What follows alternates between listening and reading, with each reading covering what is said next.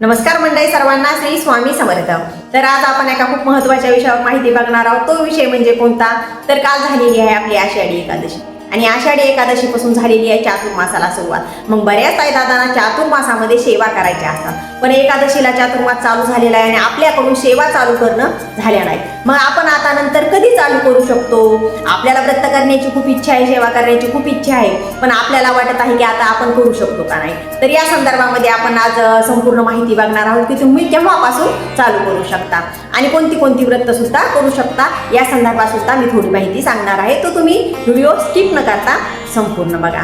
तर मग सर्वप्रथम आपण नेमके कोणते व्रत करायला पाहिजे? तर सर्वप्रथम तुम्ही सकाळी लवकर उठून सूर्योदयापूर्वी स्नान करण्याचे हे व्रत तुम्ही चातुर्मासामध्ये 4 महिने करायला पाहिजे। खूप छान असे व्रत आहे। तसेच तुम्ही सूर्याला अर्घ्य द्यायचं, गायत्री मंत्राचा समजा जप करून तुम्ही सूर्याला अर्घ्य द्यायचं, हे सुद्धा तुम्ही चातुर्मासामध्ये 4 महिने व्रत करू शकता। तसेच तुम्ही सकाळी जेव्हा देवपूजा करताना, देवपूजा झाल्याच्या नंतर तुम्ही देवाच्या समोर 33 गोपद्म रांगोळीचे व्रत जे असते ना, ते सुद्धा तुम्ही करू शकता। 33 गोपद्म रांगोळी, समजा 33 गोपद्म आपल्या देवघराच्या समोर रांगोळी काढायची आणि हळदी कुंकू फुल अक्षता वाहून समजा त्याची पूजा करायची। असे म्हणतात की हे व्रत केल्याने आपल्याला 33 कोटी देवांचा आशीर्वाद मिळत असतो। तसेच तुम्ही विष्णू सहस्त्रनाम सुद्धा 4 महिने पठण करू शकता चातुर्मासामध्ये। ओम नमो भगवते वासुदेवाय या मंत्राचा सुद्धा तुम्ही 1 माळ जप करू शकता। तसे तुम्हाला जसं जमल तसं दिवसभरात तुम्ही कधीही नामस्मरण करू शकता। कोणतं म्हणजे असं नाहीये की समजा एक हेच का, तुम्ही कोणतंही चातुर्मासामध्ये कोणत्याही समजा ग्रंथाचं पठण करू शकता, श्रवण करू शकता, हरिपाठ पठण करू शकता, पुरुष सुक्ताचं 4 महिने तुम्ही समजा चातुर्मासामध्ये व्रत करू शकता। म्हणजे असे खूप काही व्रत आहेत। मौन व्रत करू शकता तुम्ही। तर मौन व्रत कसं करायचं असतं? तर मौन व्रत तुम्ही समजा जेव्हा जेवण करत असतो ना, तेव्हा जेवण करते वेळेस आपलं पूर्ण जेवण होईपर्यंत कोणाशीही बोलायचे नसते। तर हे मौन व्रत असते, तुम्ही हे चातुर्मासामध्ये नक्की करा।